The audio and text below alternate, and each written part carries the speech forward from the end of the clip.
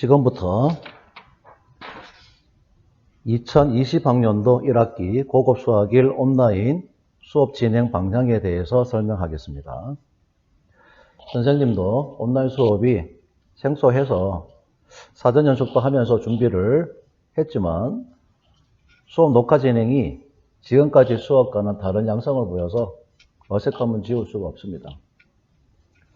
생동감이 다소 떨어지더라도 몇 차시 진행되는 수업 녹화본을 잘 청취해서 수업 내용을 잘 이해해 주기 바라며 매 시간 제시되는 과제도 성실히 수행한 후 몇 차시별로 개설된 문명꽃마당 고급 수학 1 과제방에 자신의 풀이 과정이 적힌 활동지를 업로드해 주기 바랍니다. 가급적이면 과제방 첨부 파일에 포함되어 있는 과제 활동지를 출력하여 자신의 풀이 과정을 적고 사진을 찍어 올려주면 되는데 출력하기가 곤란한 학생들은 빈 종이에 문항 내용과 풀이 과정을 적은 다음 사진을 찍어 올려줘도 됩니다. 50분 수업의 구성은 수업 영상 녹화본과 과제로 되어 있기 때문에 녹화본 진도율 100%와 과제 제출이 되어야 출석이 인정됨을 명심해 주기 바랍니다. 자, 이제부터 온라인 수업 진행 방법에 대한 설명뿐만 아니라 2020학년도 1학기 고급 수학 1 과목에 대한 전반적인 수업 방식에 대해서 설명하고자 합니다. 잘 들어주세요. 자, 수업은 공간에서의 직선, 평면, 후의 방정식부터 시작하기로 하였습니다. 그 이유는 기하 과목에서 배운 내용은 시간 관계상 생략하고요.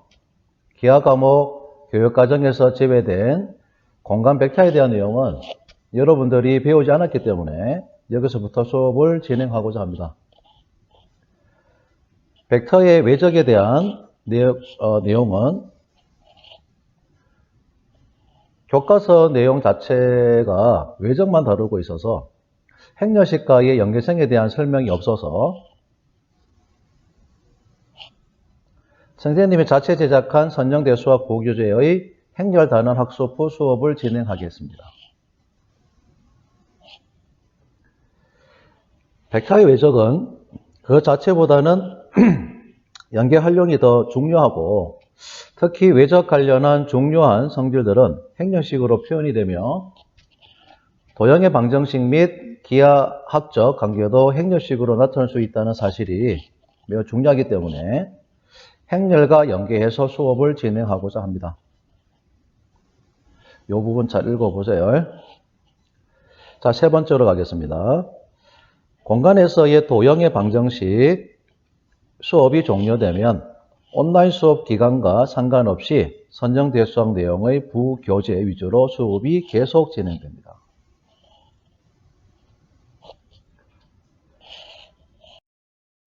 네 번째입니다.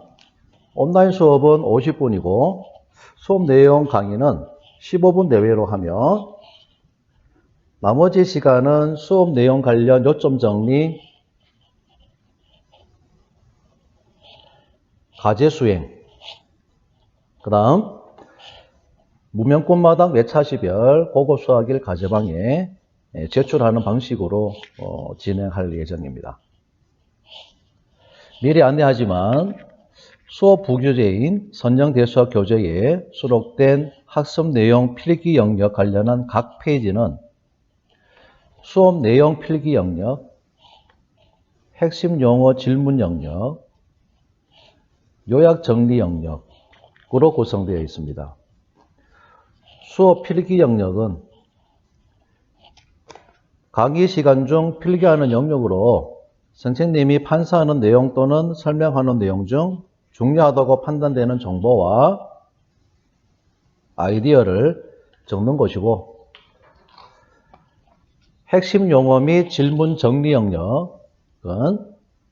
강의 후 복습할 때 필기 영역에 적은 내용을 집약하는 핵심 용어, 핵심어를 적고 키워드만 보고도 학습 내용을 떠올릴 수 있도록 하자는 의도가 깔린 영역이며 동시에 궁금한 점 또는 이해가 잘 되지 않는 부분을 요약 정리해 두는 곳입니다.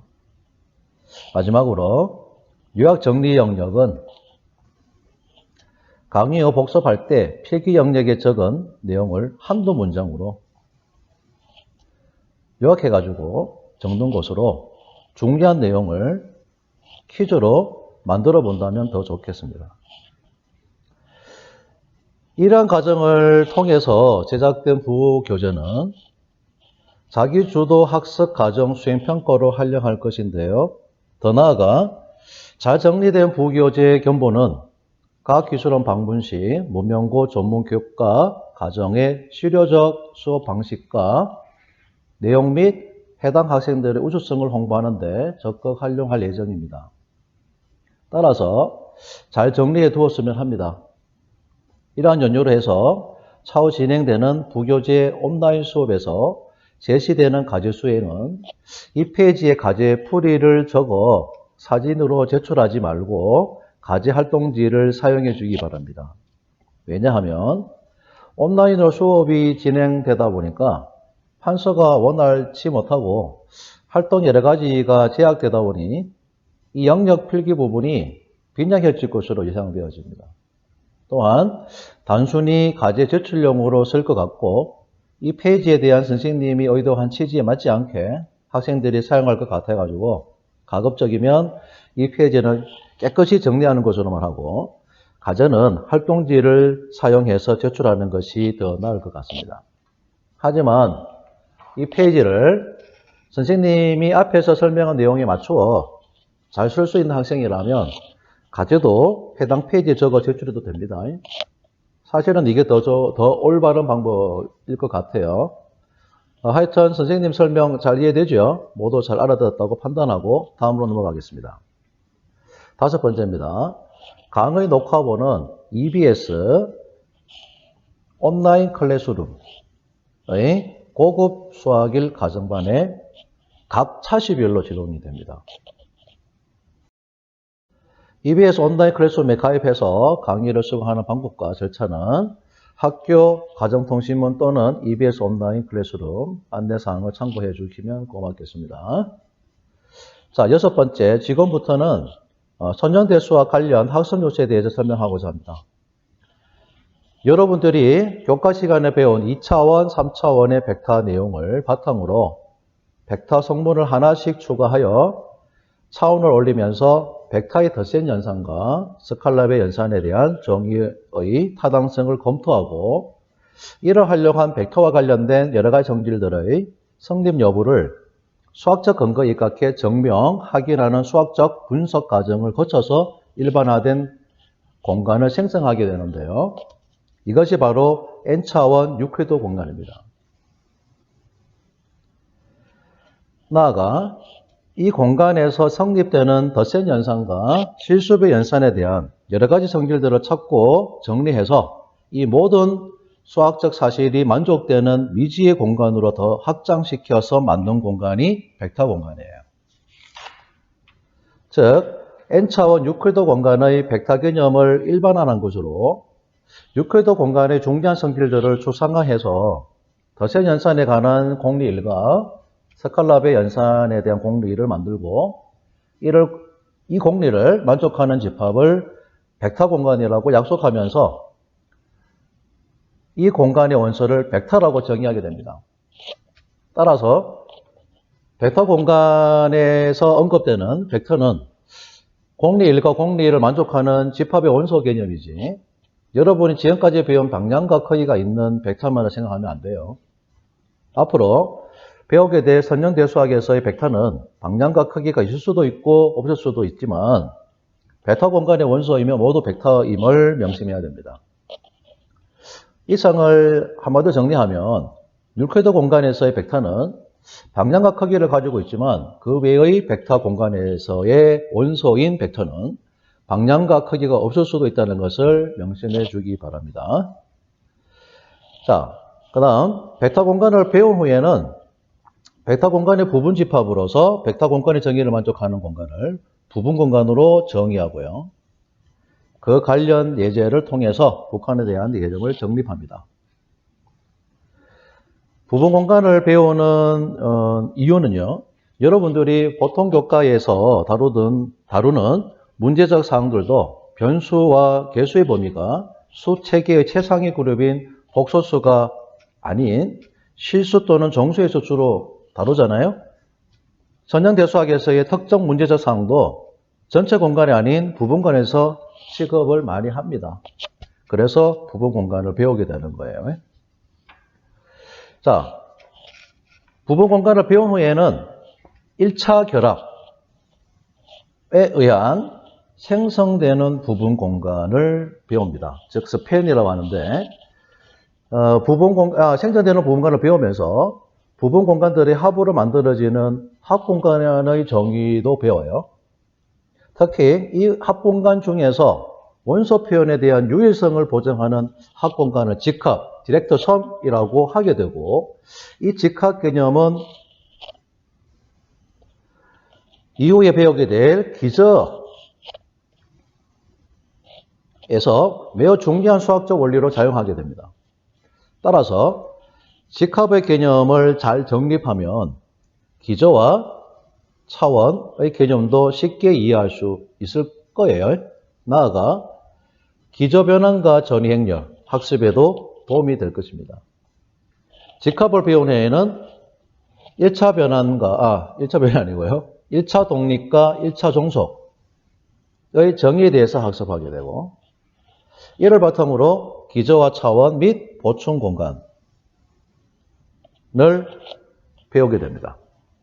이 파트는 벡터 단원에서 제일 중요한 부분이고 수학 이외의 분야에서도 많이 활용되는 내용으로 선생님이 예전부터 강조하였듯이 여러분들이 알고 있는 좌표평면상에서 1,2는 맹목적인 선입견의 결과로 절대적 개념이 아니라 위치를 표현함에 있어 우리가 미리 약속하여 정해둔 어떤 기준에 의해서 나온 단순 결과로서의 위치 표현이지, 언제든 약속으로 정한 그 기준을 변경하면 1,2는 1,2가 아닐 수 있다는 사실을 기저와 차원 및 보충 공간을 통해서 수학적 사실이 도출되는 과정과 그 수학적 절차를 배우고 익히면서 동시에 열린 사고도 함량하게 됩니다. 이 내용을 끝으로 해서 벡터 단원은 마치게 되고요. 이제부터는 행렬에 대해서 배우게 될 것인데요. 행렬은 행과 열을 가진 수의 모임으로 그 정의는 단순합니다. 하지만 그 표현이 가지는 수학적 원리와 법칙 및 성질을 활용해서 다양한 문제를 해결할 수 있어가지고 각종 분야에서 많이 활용되고 있고요. 특히 컴퓨터 프로그래밍에서의 활용도는 매우 높은 편입니다. 우리가 배우고 학습하게 될 행렬 관련 내용은 크게 나누어 선형 연립 방정식의 해를 구하는 방법과 성형 변환과의 관계성이에요. 이를 해결하기 위해서 파생되는 학습 요소로 기본 행연산에 의한 가우스 조던 소거법, 역행렬, 치환을 이용한 행렬식, 크레머 정리, 기저 변환과 전위 행렬, 고요치와 고요 벡터, 행렬의 대각화, 케일리 헤베틀 정리를 배우고 또 별개로 외적과 행렬식과의 관계도 배우게 될 것입니다. 자세한 내용은 수업 시간에 설명하고요. 이 중에서 중요한 몇 가지만 언급토록 하겠습니다. 우선 역행렬에 대해서 설명하자면 역행렬의 존재성 유무는 선형 연립 방정식뿐만 아니라 선형 대수학에서 중요한 문제가 되기 때문에 매우 중요합니다. 이를 구하거나 또는 조사하기 위해 기본 행연산에 의한 가우스 조던 소거법과 치환을 이용한 행렬식 을 배우게 될 것이고, 나아가 4차 이상의 행렬식을 구하는 수준과 N차 정사각 행렬에서의 행렬식의 성질을 증명할 수 있는 수준까지 도달토록 수업의 방향과 성취 기준을 마련했습니다. 이번 평가 계획에 다 포함을 했고요.